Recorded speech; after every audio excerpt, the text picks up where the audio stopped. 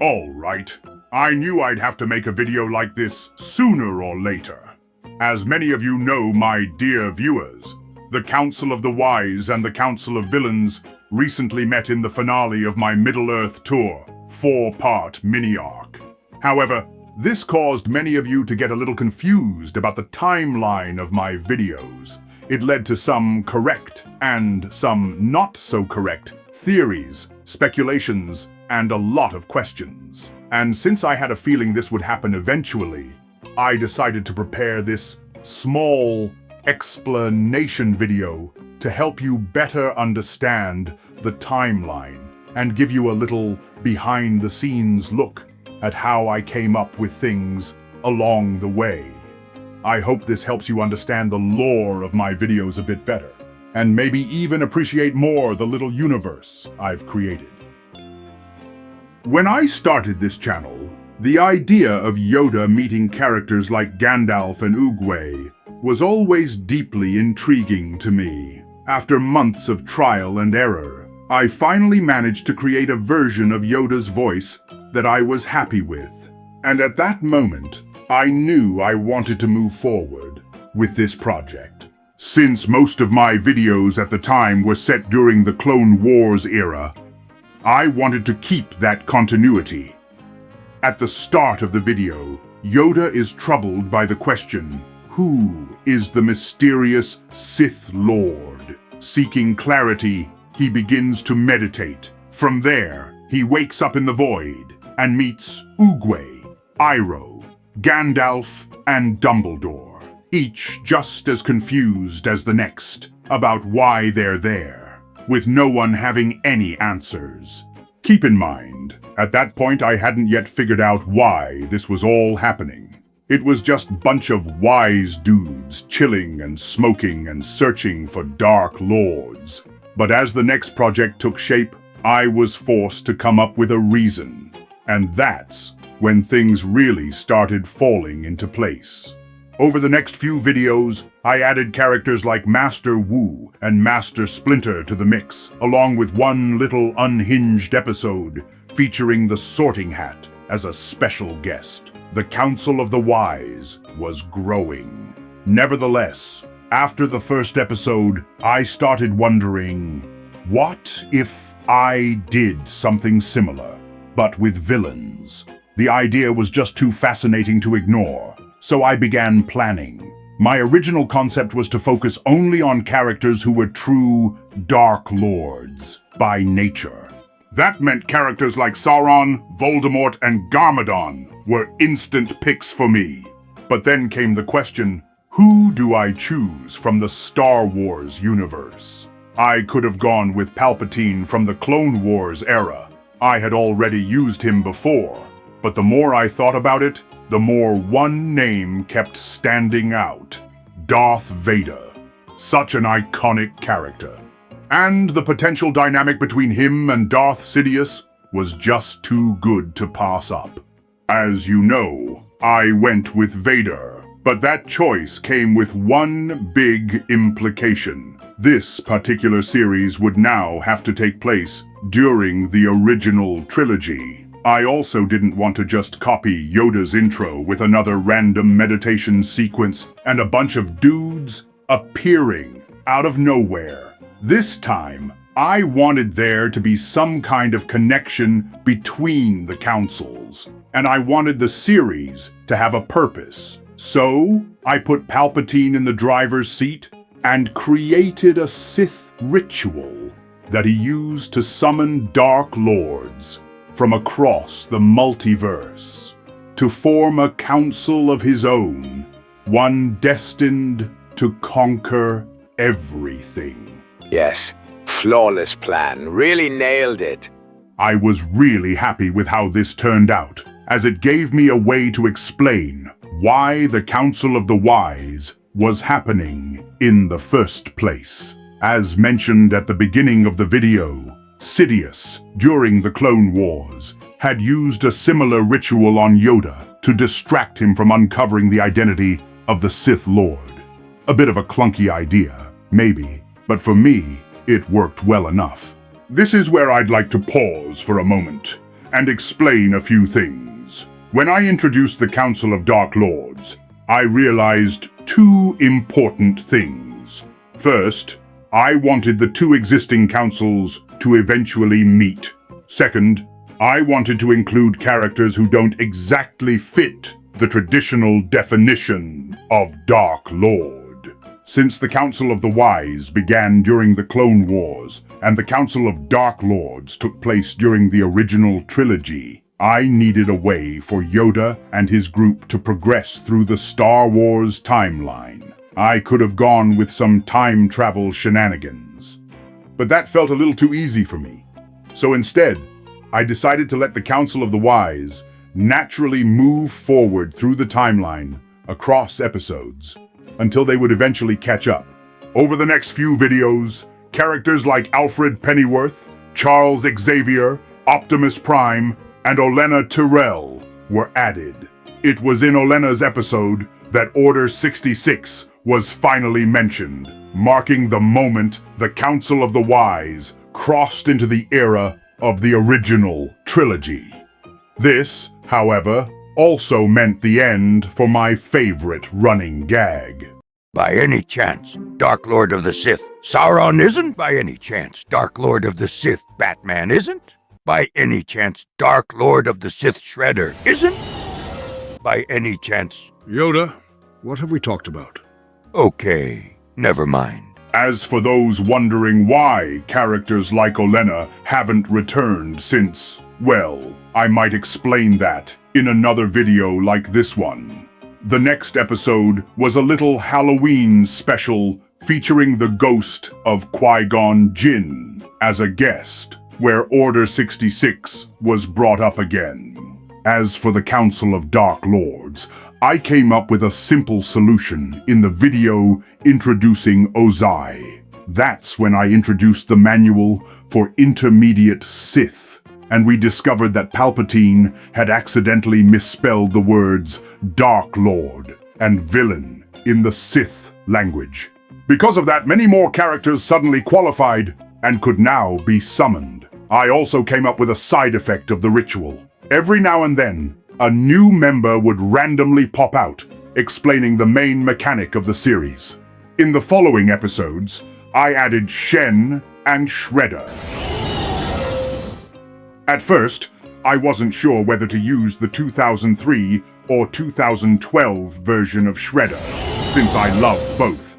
I initially went with the 2012 version, but due to popular demand, I brought in the 2003 Shredder during the Syndrome episode. And for the record, he's the only character I'm willing to do that for. Now, if you're wondering, when will you finally let Syndrome out of the dungeon? All I can say is soon. Very soon. But you have to admit, he's really annoying. The next villain I introduced was Megatron, and his video ended up becoming my first to cross 100,000 views. For that, I just want to say thank you all so much. Around that time, I also came up with the idea for the Council of Chosen Ones.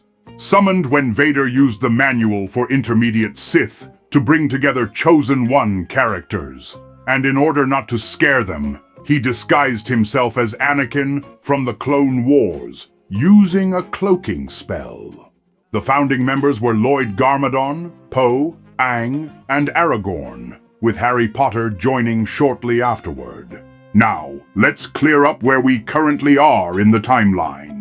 The Council of Villains, along with the Council of Chosen Ones, which only Vader knows about, are now set after the events of The Empire Strikes Back. We know this because, in the Shredder episode, Vader mentions learning that Luke is his son. Around this time, I wanted the councils to start visiting different locations, like the Death Star. Naturally, it had to be Death Star 2, and the group went on a tour there in a 2-part video. But what about the Council of the Wise? They too had reached the original trilogy era, but the question was, where do I send them? My first thought was Coruscant, but that would be too dangerous for Yoda. And the timeline? It didn't quite line up yet in my head. So instead, I decided to send them to Tatooine, where a still young Obi-Wan is secretly watching over Luke. This meant the Council of the Wise is not yet past A New Hope, probably still many years before it. This decision carried into the Mufasa episode, where I continued using young Obi-Wan. And here's where the timeline starts getting interesting. Since then, the Council of Villains gained new members: Bill Cipher, Bowser, and Joker. The biggest lore bomb came from Bill, who claimed that he was the one who originally showed the Sith the Council's summoning ritual. Meanwhile, the Council of Chosen Ones expanded to include Katniss Everdeen, Emmett, and Naruto Uzumaki. My next major project was the Middle-earth Tour, a massive 4-part crossover event where the Council of the Wise and the Council of Villains finally crossed paths. Rather than throwing them into an all-out brawl right away, I chose a different approach. Each character would encounter someone from the opposing council, but always from a different universe. That, for the time being, was far more interesting to me than a chaotic battle. But don't worry, it is coming. Just give it time. Nevertheless, this decision came with several more implications. For starters, the Mufasa episode must have taken place around, let's say, 15 BBY, to give you a concrete date. That's long before A New Hope. On the other hand, the Council of Villains is firmly post-Empire Strikes Back, and since no new Council of the Wise members were added after that point, it implies 3 major things. 1. Obi-Wan has since been killed by Vader. He may only return in ghost form. 2. Yoda is still alive, so we're not yet at Return of the Jedi. 3rd, and most curiously, no new Council of the Wise members have been summoned for at least 18 years in the Star Wars timeline. Why?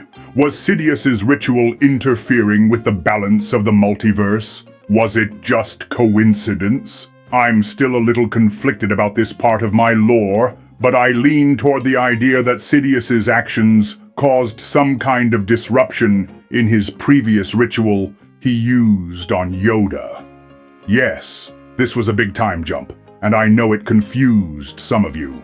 But it had to be done in order to sync their timelines and move the story forward while messing with continuity as little as possible. With all that being said, here's how the timeline looks as of right now. We start with the Council of Wise, then move into the Council of Villains and Council of Chosen Ones, with everything culminating in the Middle-earth Tour crossover event. Now, before I wrap up this video, I want to say a few things. As you've probably noticed, I always try to keep a well-established timeline. Most of my videos are centered around the Star Wars universe, which I use as a kind of chronological anchor for everything else. Of course, as more and more characters from other worlds start showing up, things can get a little messy. For example, we currently sit after the Empire Strikes Back in the Star Wars timeline, and roughly 30 years after The Hobbit in the Lord of the Rings timeline. But what about the others? Take Kung Fu Panda, for instance. We have Oogway, Po, the Dragon Warrior, and a still-alive Shen existing in the same council timeline. For this to make any sense, it would have to be before Kung Fu Panda 2, which however means Oogway should technically be chilling in the spirit realm after he passed away, and casually attending council meetings like it's no big deal. And that's just one example of how things might get increasingly tangled as this series continues to grow. So, here's what I want you to know. I will always do my best to make the Councilverse timeline as clear and coherent as possible. It will continue to be anchored around the Star Wars timeline. And while I'll do my best to keep all timelines from all universes in sync, some inconsistencies may pop up. You may already have spotted a few, but please know this. I put a lot of effort into these videos, and sometimes I might make a few timeline compromises in favor of telling a better, more entertaining story. But this would be it for today's video, our dear viewers. Did you like it? Do you want more videos like this from behind the scenes of making these videos? Let me know in the comments. Until then, please give it a like and subscribe to this channel, where you can find new videos like these every single week. If you'd like to directly support my channel, check out my Patreon. The link is in the description. Special thanks belong to Council Overlord supporters Sanada, Zach Pugh, Lord Peteris, Antonio Ranza, Toshiniko, Lord Vesnan, Vengeful Destroyer, Final Boss Josh, and Samuel Chernus. See you soon, and as always, for the Republic,